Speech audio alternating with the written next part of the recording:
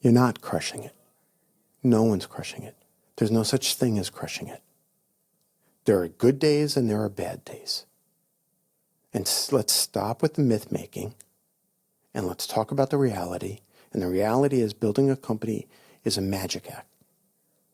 You create something out of nothing and you get people to believe. That is fucking genius and fucking hard. Both are true. And just because you're struggling doesn't mean you're bad at the job. It just means it's hard.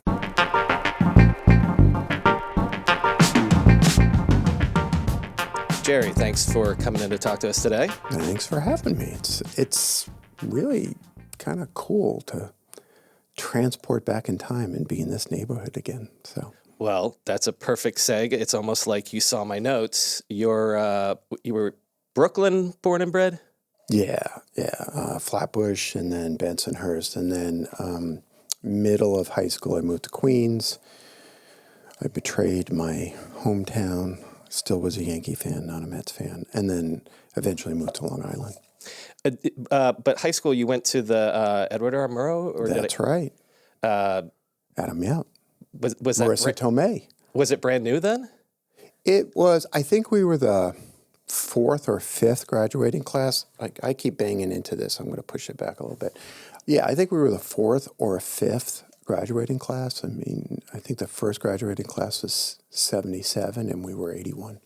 It's prestigious now. Was it as prestigious then or? Yeah, I mean, it was selective. Saul Bruckner, who was the principal and really the genius behind it, and a guy named Aaron Silverman, who's not very well known. He was the assistant principal. I found out years later that they would actually carefully curate the student body. So it was a kind of funny school. It still is, I imagine. Your grades mattered. Your test scores were irrelevant.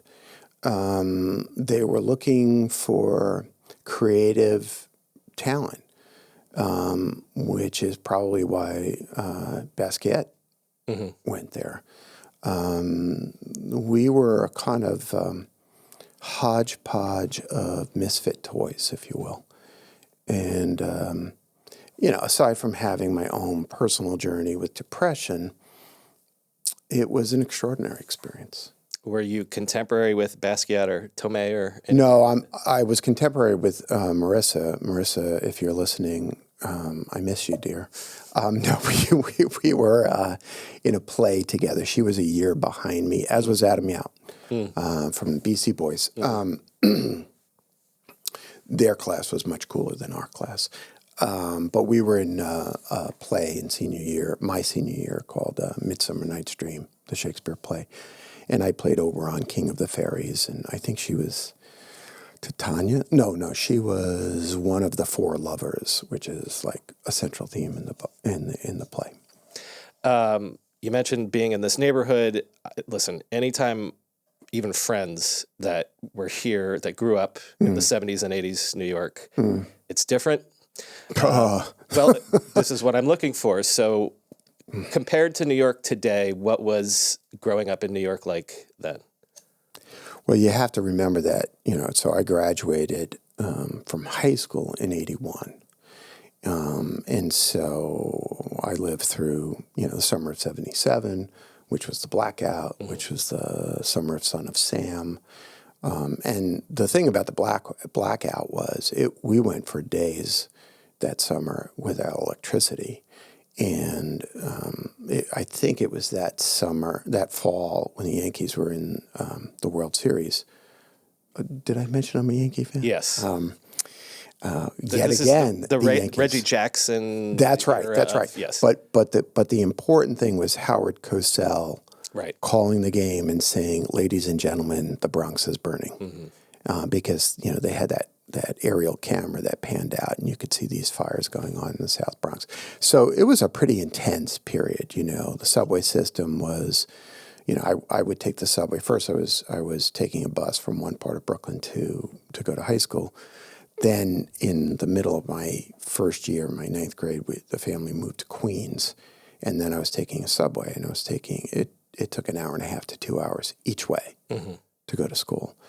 So I became intimately familiar with graffiti and the challenges. So, when I ride the subway right now and I get that very pleasant voice and the lights that tell you which side of the train the doors are opening, it's like, what the hell is this?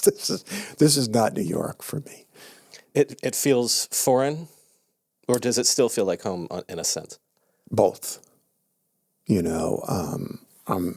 I live in Colorado now, just outside of Boulder, on a farm, which is crazy. Totally another story. But I'm staying in Brooklyn on Skirmerhorn at the Ace Hotel because my 3 adult children all live within walking distance of there. And it's just like I went to dinner at my daughter's apartment on Smith Street, and I was like, yeah, I dated a girl who lived there. I dated a girl who lived there. I couldn't walk on this side of the street because that was too dangerous, and it was mostly a Puerto Rican neighborhood, and I was coming from Carroll Gardens, and identify as Italian American. It's like and it's like a completely different experience, and yet the architecture is the same, the diversity is the same. Trigger warning, I can curse, I'm about to curse. Please. The world is fucked up. The country is fucked up. I land in New York and I feel at home among the diversity, even though I'm whiter than white. And I feel like that diversity gives me hope. Fuck them. This is our country. This is our country. And as I'm sharing this reaction, I'm recalling the feeling I had after 9/11. We'll end up talking about 9/11 because it's a really powerful experience for me. But I remember after the attacks, and there was such devastation. And I remember a couple of quick things. The first was having grown up in Brooklyn, having been very, very close to especially the Brooklyn Heights, Cobble Hill, Borum Hill, Carroll Gardens community, I was very, very aware of and connected to the Arab American community on Atlantic Avenue. And I remember September 13th, I was working at JP Morgan, and the city was just in this bizarre state. And I just put out this call to everybody on staff, and I said, let's go to Atlantic Avenue and have dinner. And we walked into a Libyan restaurant, and the whole strip was like empty because people were like, oh, Arabs, fuck you. And we just like bought out the restaurant, and we hugged the owners. And, after that, I took on responsibility as the co-executive director of NYC 2012, which was the Olympic bid effort. And I remember, which basically meant I went out and I did a ton of fundraising for that effort because it's really a tough effort. And I remember giving speeches, and one of the most profound things I talked about was why I think New York was targeted. And yeah, it's just like weird center of financial capitalism, and it's like New York, and it's all this stuff. But I'd go to a place like Queens, talk to a local IBEW, Brotherhood of Electrical Workers Union, 30, 40, mostly guys sitting in the room, arms crossed. And I talk about the fact that in New York City, with our 1 million plus students, that there were 118 languages spoken in our schools. Like, fuck you. That's New York. There's a power in that. And right now, I'm so angry because that feels once again under attack right now. We will come back to 9/11 because I think it's very important to your career trajectory. Before I'm going to take you back to Queens College, but before I do, one more thing on the Yankees. Do you own a Thurman Munson jersey? Oh, God bless you. Because I do. I fuck you. No, but I do remember the day Thurman Munson died. I was playing wiffle ball on West 7th Street in Gravesend, Bensonhurst. And one of my good buddies, Paul Botto, came running around the street. And Paul was like a huge Mets fan and would give me shit all the time about the Yankees. And I was taking swings, and he said, Munson died. I said, oh, get the hell out of here. You just keep... No, Munson died. And it broke my heart. All right. Queens College. Yeah, so... You get into journalism is where I want to go. Uh-huh. So tell me that story, how that happens. So it's I ended up at Queens College, by the way, because in my senior year in high school, even though I was having a blast in this play, Midsummer Night's Dream, I stopped going to class. I would spend my days like riding the subway past school, going all the way to the aquarium, Coney Island Aquarium, and just bailing on class. And then I would come back to school after class to go to the rehearsals. So something was brewing. And what was brewing was a deep, deep depression. Anyway, I didn't get my shit together to go to school, to apply to colleges or anything like that. And so I applied for and got into Queens College the day before classes, the last day of registration for classes. So that's how I ended up at Queens. And while I was there, I suffered, massive depression in that first semester, ended up attempting suicide at the end of that semester, between fall and spring semester. Ended up in the hospital for what would have been my second semester of school. Kind of got patched together, went back to school, and started to do well. And because I'm a smart kid, and ended up winning a scholarship because of the way in which I had sort of returned. And there's a story I tell in my first book, Reboot, in which a professor named Robert Greene, I was struggling to pay tuition. Tuition was, I think, something like $750 a semester, and I couldn't afford it. And after letter after letter after letter from the bursar saying, you owe us money, I very tearfully went in to see my advisor, Dr. Green, and I said, I have to drop out. And he said, not on my watch.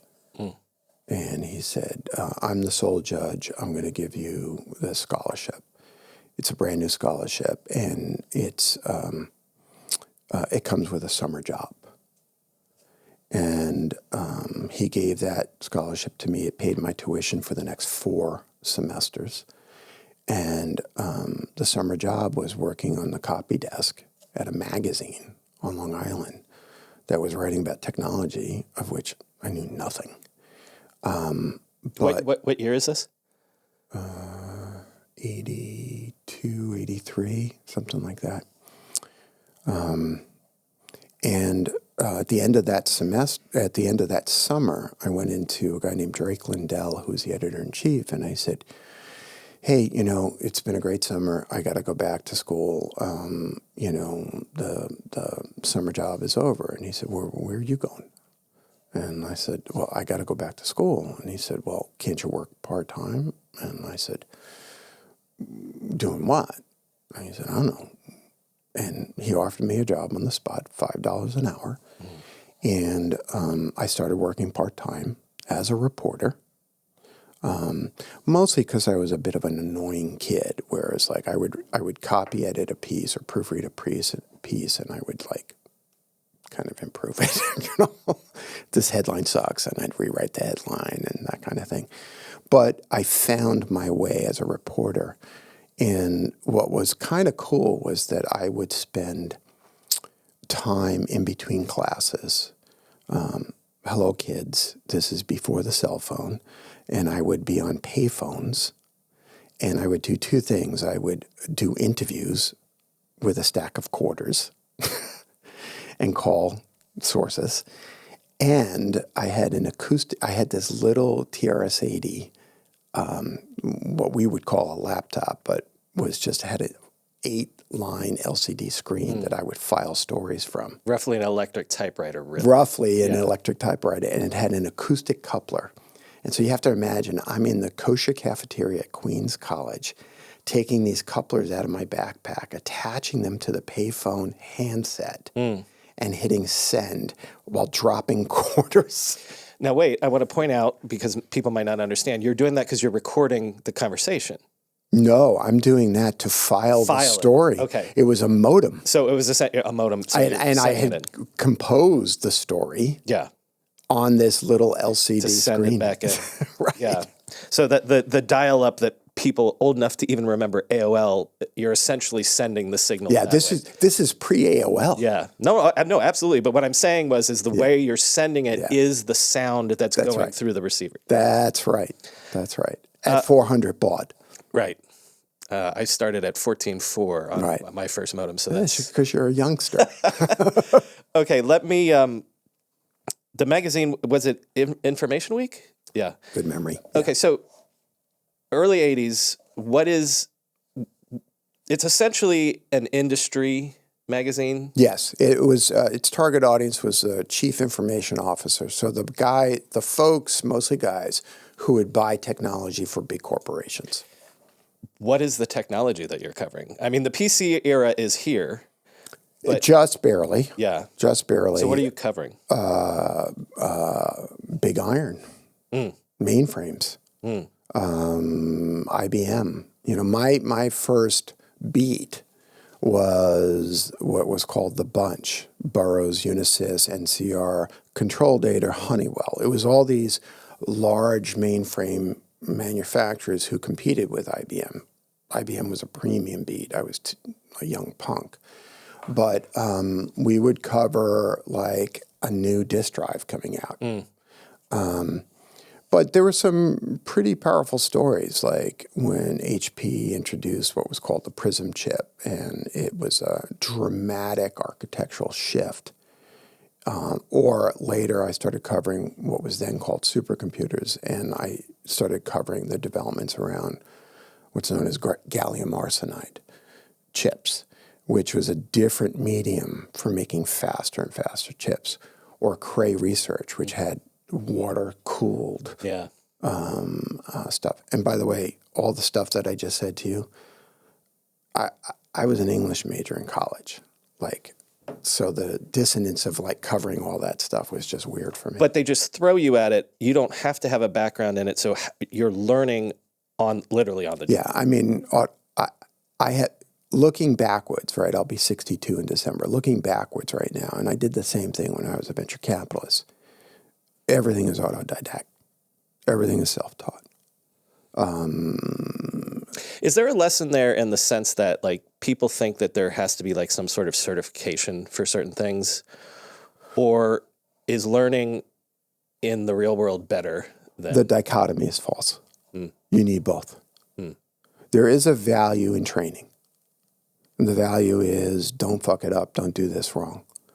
But if you stop at the certification, and the same is true now as a coach, right? I've been an executive coach for 25 years. If you stop at that point, you're not really flourishing. The number one drive, the thing that made me a journalist, the thing that made me a really good investor, the thing that makes me a really good coach is curiosity. Curiosity. I mean, my kids will tell you I drive you crazy because when I walk down the street, I stop and read the damn plaques, right? I'm endlessly curious. It drives me to constantly read 1 or 2 books a week. And who the hell knows what I'm reading? I mean, it could be a book about, Napoleon finding a way to feed his army just because it was interesting, or the development of Siberia as a gulag. This is shit that I've actually read. The most important skill I had as a journalist was endless curiosity. Curiosity about the world, but curiosity, most importantly, about people. Does being a journalist train you to do that? Because otherwise you don't have the content. If you don't uncover the story, you don't have anything to deliver. Yeah. So is that something that has served you in your later careers, that sort of like, well, if I don't do it, that self-starting of finding the thing? Yeah, I would reframe it slightly. I was a journalist because I'm endlessly curious. I became a really good investor because I'm endlessly curious. I became a really good coach because I'm endlessly curious. The thing I'm most curious about are human beings. Because as cool as it is to think about gallium arsenide chips that are water cooled or liquid nitrogen cooled, and it's kind of cool, it's much more cool to think about how the human heart works. And so, but there was a training, right? And one of the earliest trainings that I had to do was learn how to ask a question. You're a journalist. I'll give you an incident. I remember talking very early on in my career at the magazine. I moved from being a reporter to being an editor, partially because of my skill as a writer and partially because of my ability to work with people. And I remember a reporter coming in, and I ripped apart his story because I was like, you're not hearing the second question. So what do I mean? When did you start this company? After I got out of jail. Why did you start the company? Like, whoa, you just missed something. You know? Can we go back to you being in jail? Right? And I see this with podcast interviewers all the time. I see this with coaches. They come in with a predetermined, or I saw it as an investor, they come in with a predetermined list of things that they have to get to. Look, right? But you're holding it lightly. You're allowing the conversation to flow. And if you do your job right, I'm going to say something that you could not anticipate. And that's where the gold is. And absolutely, I learned that as a journalist, and I use that as an investor, and I use it every single day today as a coach. In aid of getting to the coaching. You're a reporter on the beat through the early 90s? Yeah. So I became editor of the magazine. I was the youngest editor in the company's history. We were number 5 in a 5-book market. And like PC Mag? What? Our competitors were Computer World, Info World, PC Week. Not PC Mag, which was more for the enthusiasts. That was a monthly. Same thing with PC World, monthly. And MIS Week as well. That was a Fairchild publication. I'm going to interrupt you for a second because I want to put context. We live in a media ecosystem where tech is sort of tech all is around. Media is tech. But this was it. Like this is why Steve Jobs would give interviews to right. Or Bill Gates would come to my office and sit there and take his shoes and socks off and then rock back and forth like the Asperger's person. No, just kidding. Because this is the only venue that they have to reach the tech audience as it existed. Correct. At that time. Right. There wasn't, during my time, the guys at CNET launched. Wired. Yeah. Although Wired was more about culture than it was about hard tech. But yes, this was back in the day when Dead Tree Media really dominated. And there's a transition that I ended up being a part of, which was moving away from paper. And you can sort of blame me for the demise of paper. Just kidding. But that was the ecosystem. But this the PC era does happen. Tech is infiltrating first the offices and then every home starting in the 90s. Right. In fact, my company launched a magazine called Home Computing because it was like, you're going to have a computer in the house? But yeah, go ahead. And then the internet. Yeah. Then the internet. 1994 was when I first installed TCP/IP on my PC, which for the kids, there was a time when your personal computer did not have the requisite software built into the BIOS to be able to actually use that damn modem to be able to do things. So you had to install TCP/IP, I don't even remember what it stands for, in order to connect to Wasn't that one of the reasons why Windows 95 was so, because they baked that in? Or you could get it in 3.1 of Windows, I think. But well, I think that was part of the 0.1 because 3.0 was just such trash that they had to fix a bunch of things. But I have a little story about Microsoft in that time. Okay, so we're going to fast forward a couple of years. I have left Information Week magazine. I am director of what's called interactive media for the publishing company, CMP Media. And at the time, what interactive media meant, we replaced paper with petroleum byproduct, also known as a CD, plastic. Okay, this was interactive. And really what was happening is we were taking the equivalent of a PDF and putting it on plastic so that you'd be able to read it that way.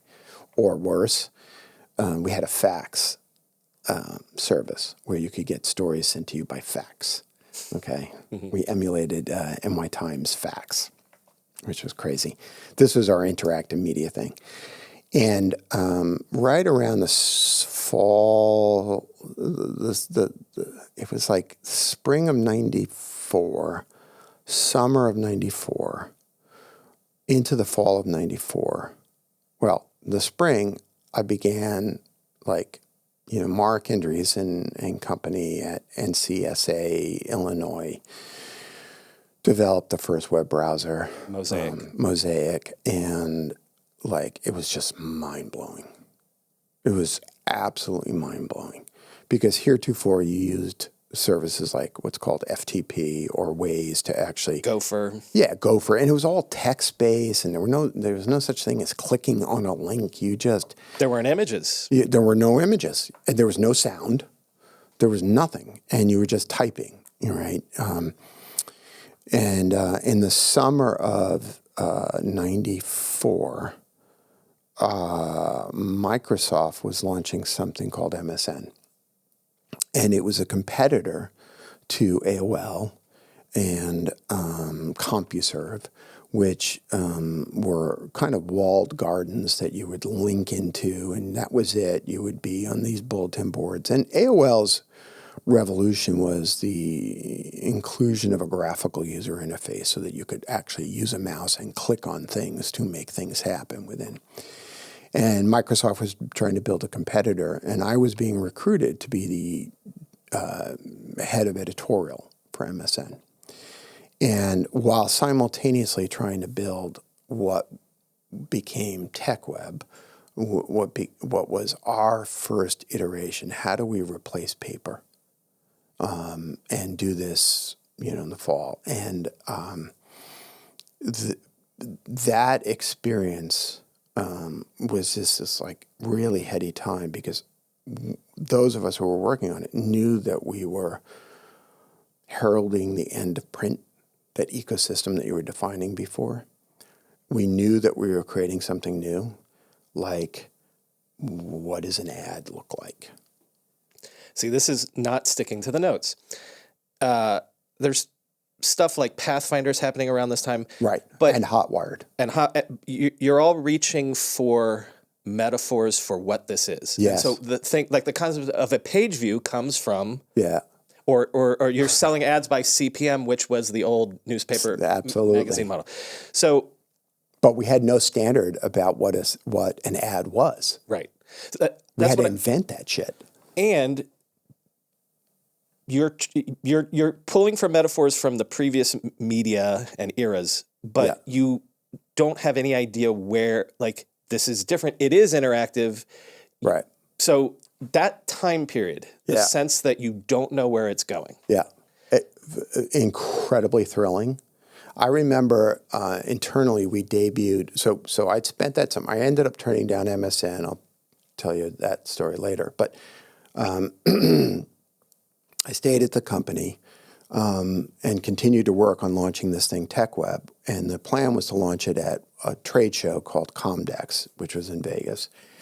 And Ziff Davis, which was our big rival, was launching their online service, their proprietary online service called ZDNet. And we were launching completely on the web. Now, you mentioned Pathfinder or Hotwired. Those were the only two general offerings out there. Everybody else was either partnering with a proprietary online service like AOL or CompuServe, or not doing anything, right? And we were launching. Not only were we trying to invent what does a CPM look like, and for those who don't know, CPM stands for cost per million. Okay, our initial CPM for an ad on TechWeb, $15,000.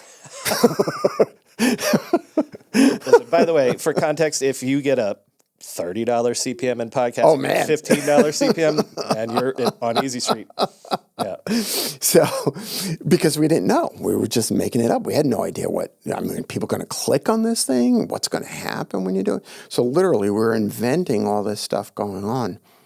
And we were only the third organization to really sell advertising at that point. Earlier in the spring, we had, for a communications trade show called ComNet, I think it was, we published a daily, which was we basically had a simple HTML page that we published an article, maybe one paragraph, every day. That was our trade show daily. But what we were doing was experimenting. Can you actually change the system from a weekly publishing schedule to a daily or an hourly publishing schedule? And as today, it is minute by minute. Minute by minute. There's no off. Well, I remember having an ethics conversation with this Harvard University professor, and I think about the things that we were having to invent. You publish a story, and 20 minutes later you find out facts in the story are wrong. What do you do? Right? Because I come from a journalistic tradition where you have a correction down at the bottom and the next day or the next week or the next issue that comes out. In this case, do you correct the information while you still can? Do you correct the information? You're now changing history. What is your moral responsibility? What is your ethical responsibility as you're inventing this all along the way? I mean, it was exciting. It was fascinating. I remember debuting this technology internally at the company in September. We were launching in November. And I remember a bunch of salespeople in the room, and one woman stood up and said, "You are taking food out of the mouth of my children. You are destroying our business." And I said, if I don't do it, some other company's going to do it. This is like the essence of creative destruction, right? We had to invent moment to moment, because if we didn't, we were going to just be run over. And it was partially the same thing about the web. I remember launching, and it was a big deal that we launched without our own proprietary network of modems that people would dial into and have a gateway on. I mean, that was radical at the time. We were dependent upon somebody finding a way to download a TCP/IP stack, a browser, and to be able to connect to the internet to be able to get to that information. But I saw the future. I mean, we saw the future. Slate insisted on launching with actual issues, even though the issues didn't matter. Jerry, I think you and I are going to talk again, because I want to go deeper on this, but for the interest of this particular conversation, I want to get into how you move to the side of the table of investing. Now, I want to point out that the journalist to investor route is not rare. It's been well trodden. Right. Mike Moritz is probably the best example. Or an M.G. Siegler of a later era. Right. So how did that happen? Yeah, like, does someone approach you, or is it your idea? I feel like it wasn't your idea. It wasn't my idea. What happened, and this is all relevant because it's all in the same time. So summer of 94, I think that's where we were, I'm really in a dilemma because I'm trying to figure out whether or not I should take this job at Microsoft. I'm about to hit my 10-year mark at the publishing company. Internally, I never saw myself spending 10 years doing anything. Anything. And it's like, oh my God, I'm going to be one of those old people in the company.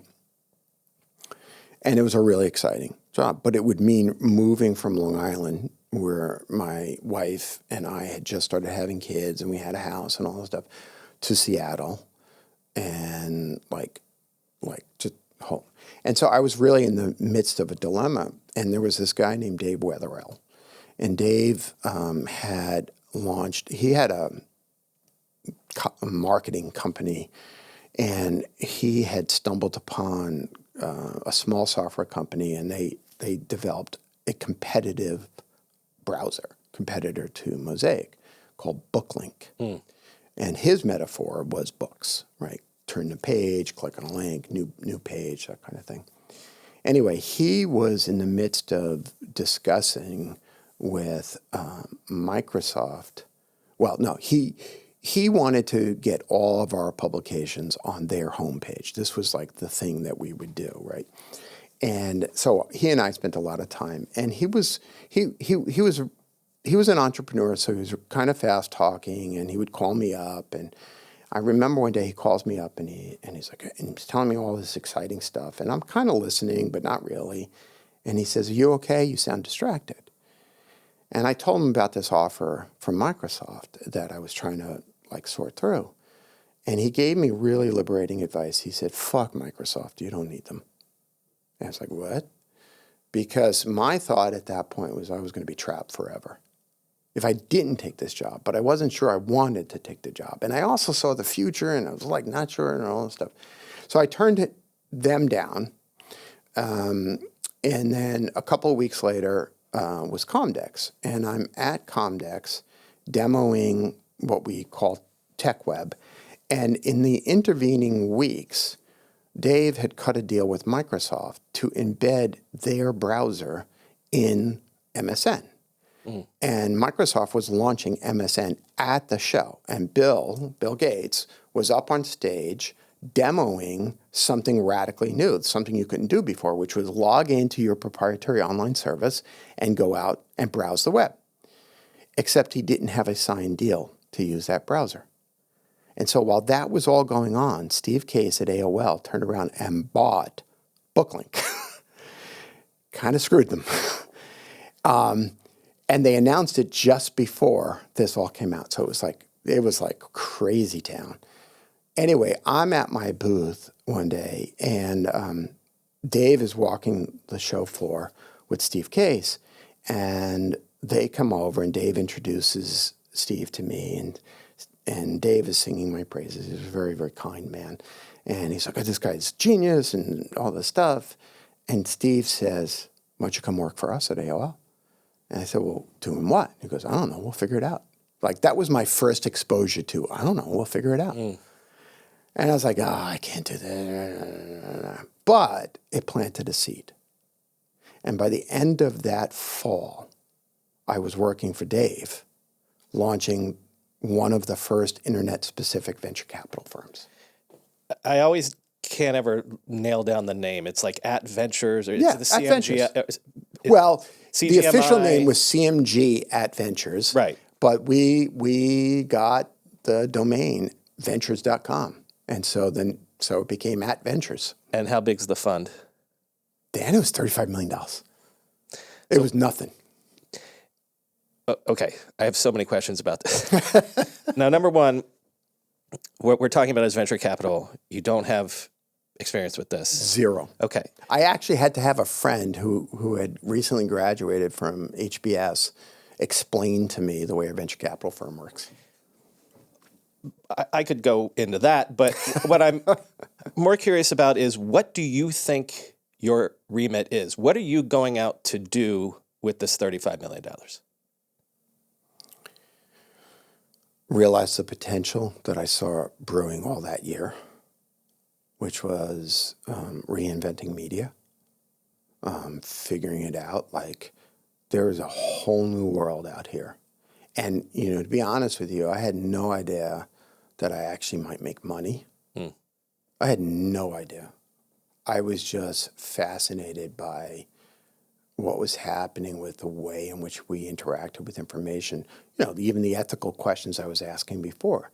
All the stuff that we see now, like social media as a source of division.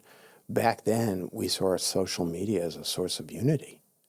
I mean, talk about naive, right? We saw instantaneous information as a good thing. We underestimated the importance of curation or pausing and taking a breath before hitting publish, right?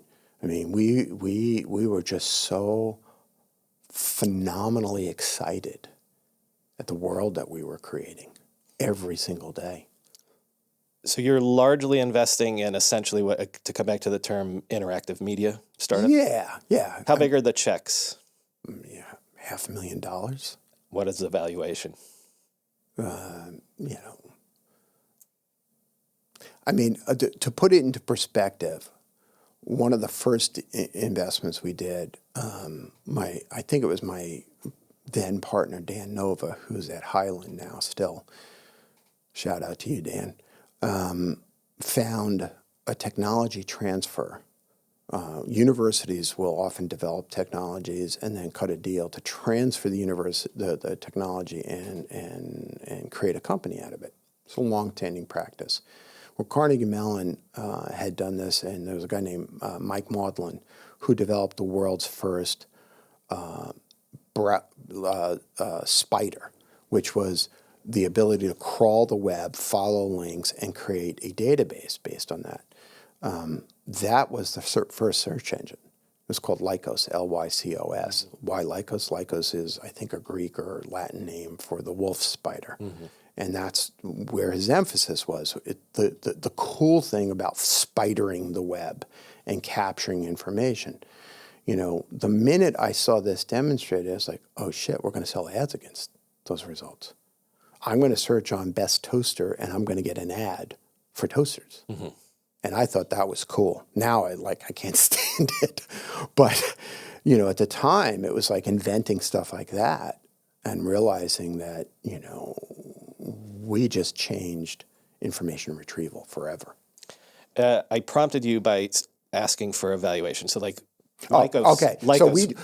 We bought 10% of that company or that transaction for $200,000. Mm-hmm. And I think within a year, we took it public for $200 million. Yeah. Which we thought was phenomenal. But you are doing a $2 or $3 million valuation that becomes a $200 million. Correct. Versus you get in at $20 million now and you're hoping for a unicorn sort of. Right. Or if you're talking about funding an AI company, you're getting in at a $10 billion valuation. Well, let me ask you then. So let's get to Flatiron. Okay. So I think you're with the Adventures for what, a year? Just about 2. Okay. Yeah. It was about a year in that I began to feel, 2 things. One, I had my own imposter syndrome going on where I was like, what the hell is going on? I don't know what I'm doing here.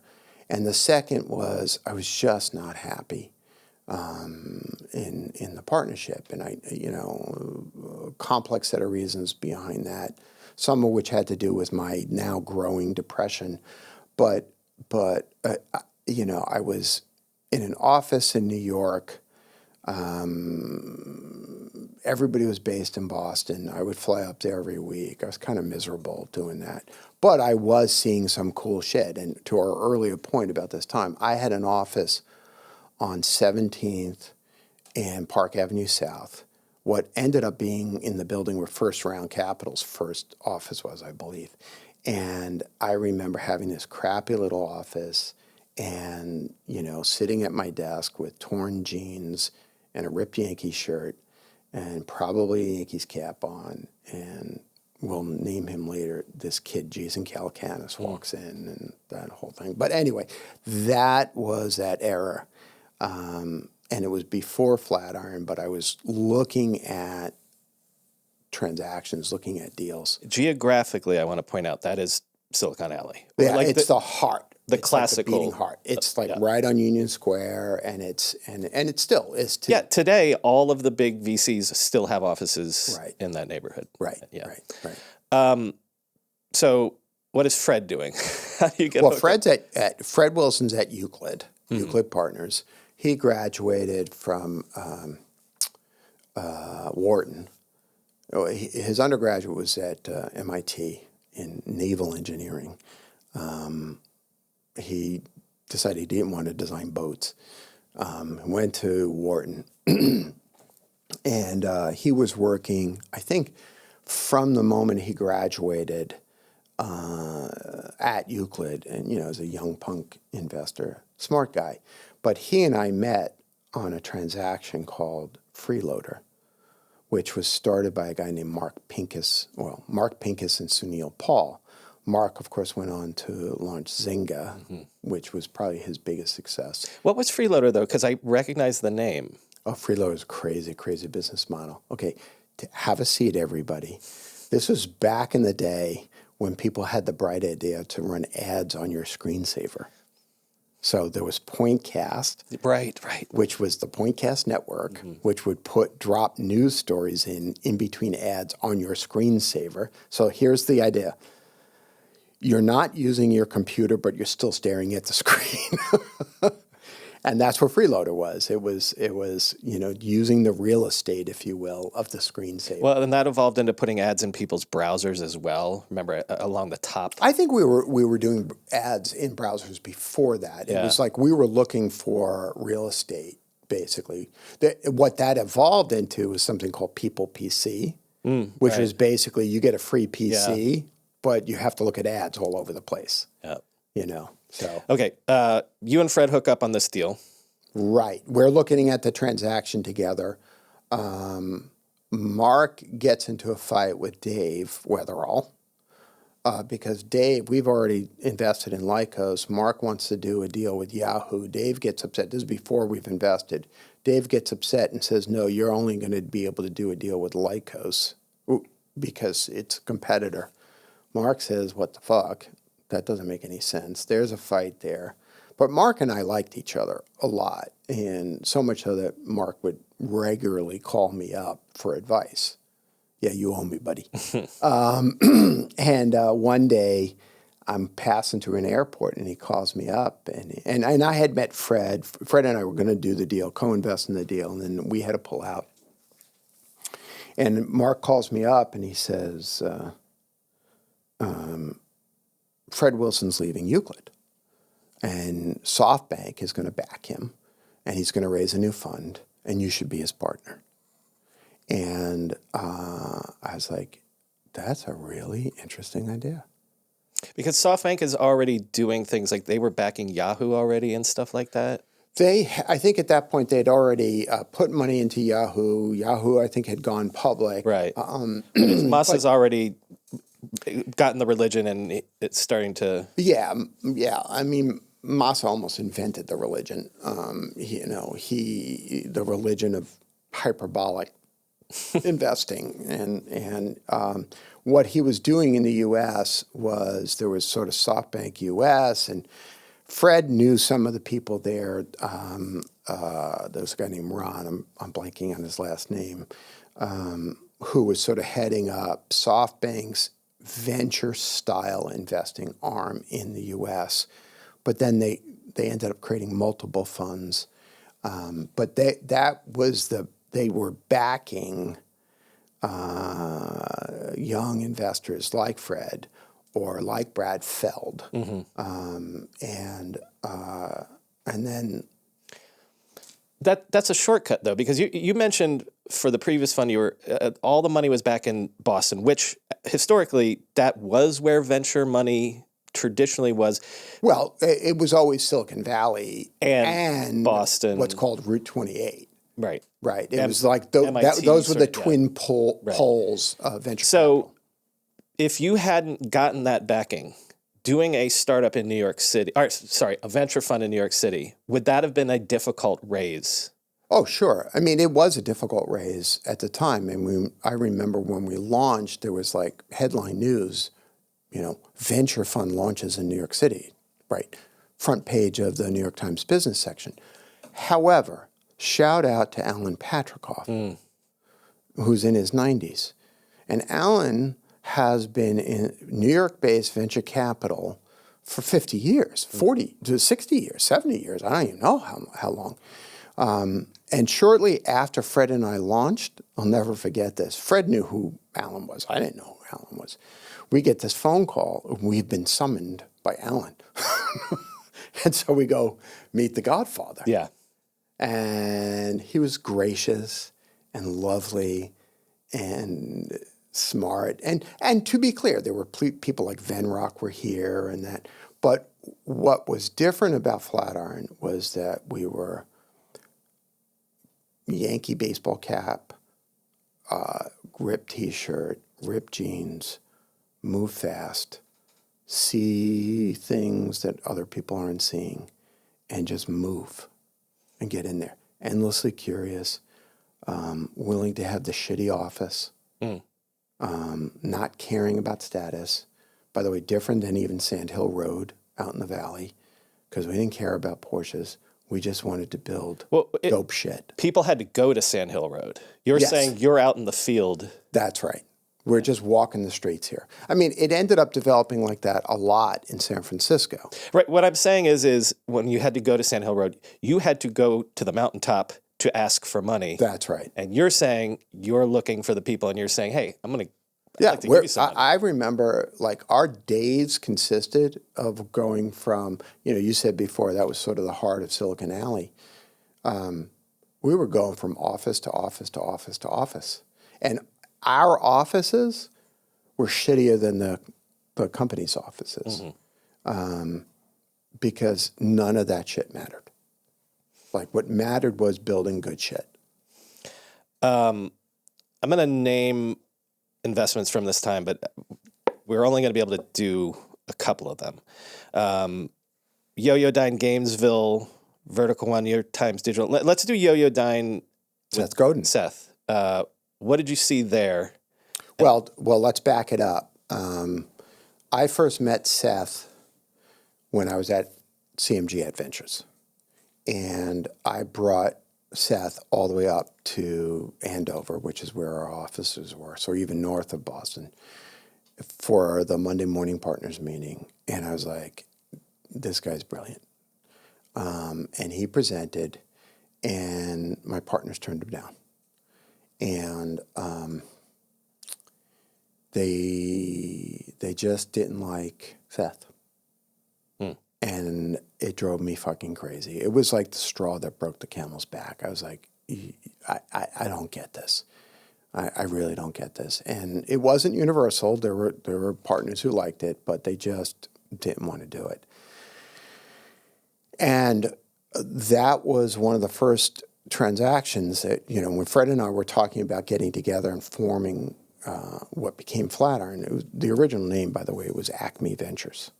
Yeah. Bugs Bunny reference. Right. Or no.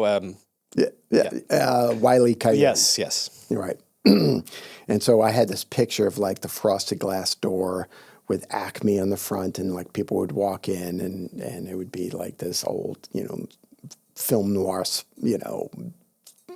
private investigator. Anyway. And Fred said to me, like, there's this deal.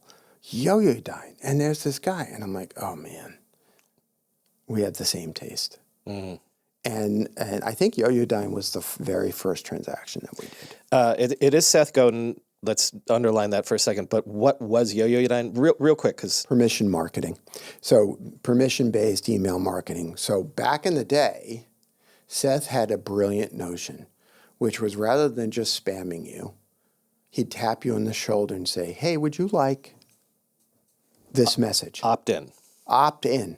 It was like revolutionary. And there were a variety of services that he was offering that in that way. And, what you were really getting was this endless fountain of creativity that Seth continues to be in this day. This is now 1996, so 29 years ago. And That was a really good investment for us. A big win, I believe your biggest, but you can correct me, No. would be GeoCities. Yes, that's right.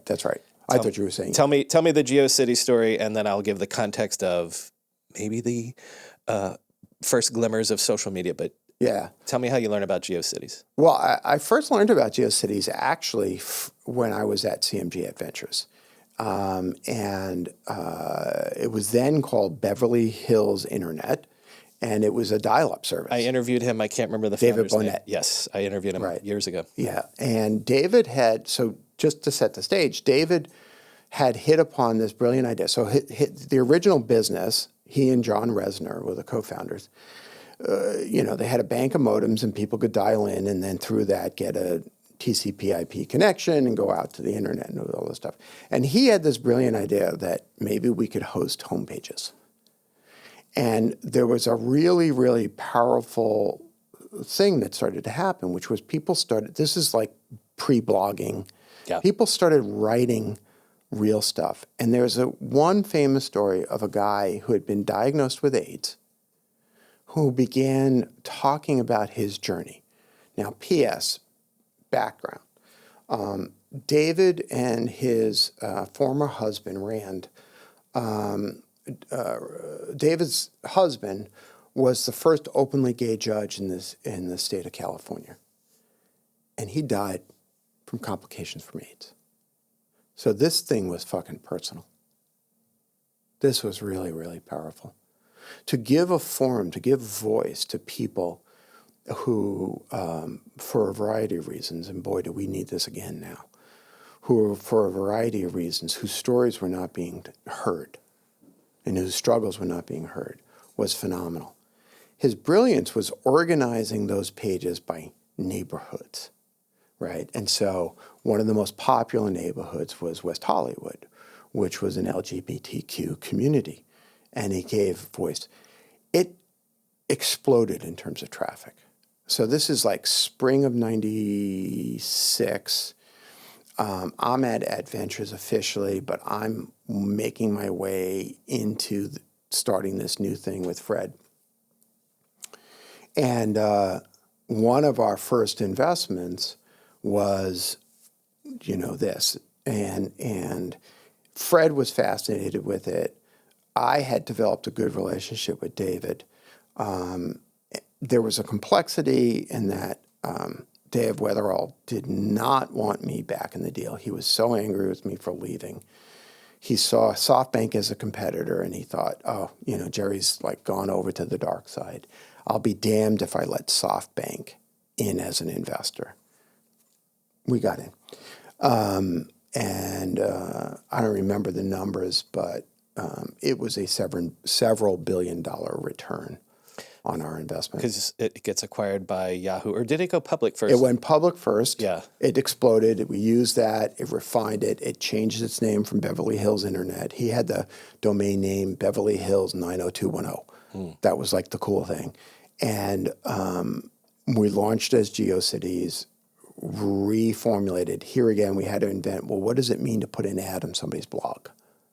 Because that's what it was. We didn't call it a blog, but what does it mean to put an ad on somebody's homepage of favorite cat names, which was a lot of the content that we saw. So think of it as Tumblr in some ways, But again, you're getting it at like a definitely sub $20 million valuation, and then you get a return of $3 or $4 billion.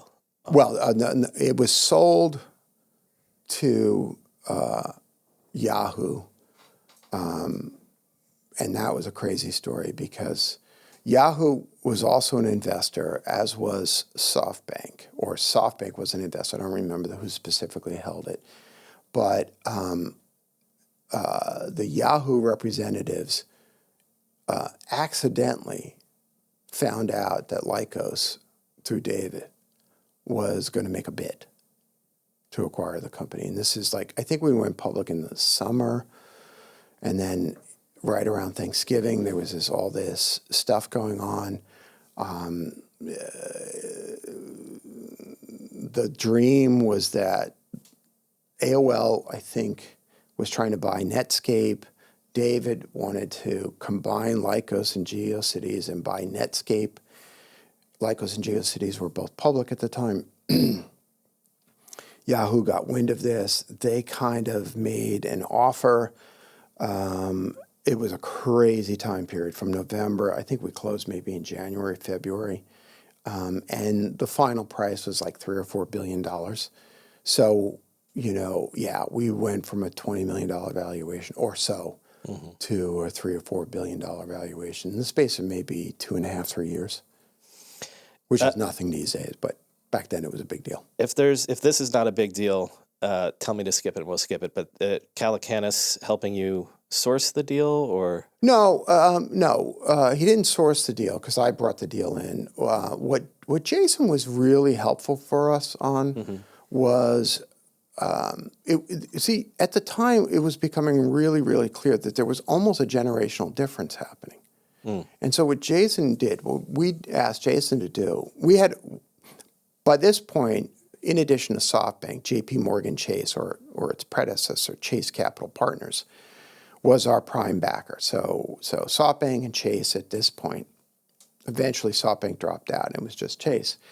And they had a very good diligence process that was really built around an investment memo and investment thesis. And what Jason helped us do was sort of assess the market and write a memo.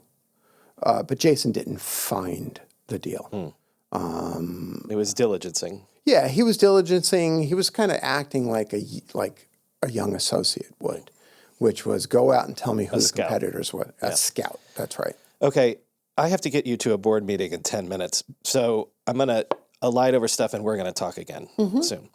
The bubble bursts and 2001. 9/11 happens, not at the exact same time, but at around an 18-month period. Yeah. And well, it started that spring. March of 2000-ish. Yeah, with the collapse of the NASDAQ. Yeah. You do not continue on in VC. Right. Well, I did for a year. Okay. I went from Flatiron to JP Morgan, which was our prime backer at that point. Again, maybe we'll have to save this for the next conversation, but the bubble bursting, the 9/11, and you transitioning into a different career path, which is coaching. I'm assuming that's all related. Yeah. I mean, August of 2001, do you remember the Industry Standard magazine? Oh, yeah. Biggest number of ad pages of any magazine in history. I mean, so big that we had to publish 2 editions a month. It was a monthly magazine. Okay. I was an investor in Industry Standard. And that magazine went from 15 million in revenue to 50 million in revenue to 150 million in revenue to 50 million in revenue. And then bankrupt. And the bankruptcy was a month before 9/11. I was headed into the Grand Canyon for 2 weeks of like off the grid discovery of myself. I was heading into my 38th birthday. I was fucking miserable. In 96, when we launched Flatiron, it felt like everything we touched turned to gold. By 2001, it felt like everything we touched turned to shit. And so that was a factor in my depression. It wasn't the dominant factor, but the depression was real. And I had to say to Fred, I can't continue in this business. The way he tells the story was he fed me to the wolves at JP Morgan. The way I tell the story is I failed my partner. He went on to found Union Square Ventures with Brad Burnham. I'm an idiot. But I kind of took a middle way and said, all right, I'll go work at JP Morgan. I made 4 more investments, all of which were good. But by February of 2002, I had it. Like, stick a fork in me, I'm done. I can't do this anymore. And so, yeah, it's all related and it all comes back to an inner, what I often say is I was crosswise with myself. My inner and outer experiences were at odds with each other. The more success I had externally, the shittier I felt. I want to end with this because I want to tie it together to the coaching. So you've been coaching now for, it's 20 years. Yeah. It's still called Reboot? Reboot, we launched Reboot 11 years ago. I was a solo entrepreneur coach, and then I morphed that. By the way, there's podcasts that you can listen to as well. He's had 2 books about coaching and things like that. Here's my final question relating to that. Starting a company, being a founder, is rejection. Is failure over your shoulder, sort of Damocles style, from the minute the idea comes to even success? You've been talking about depression.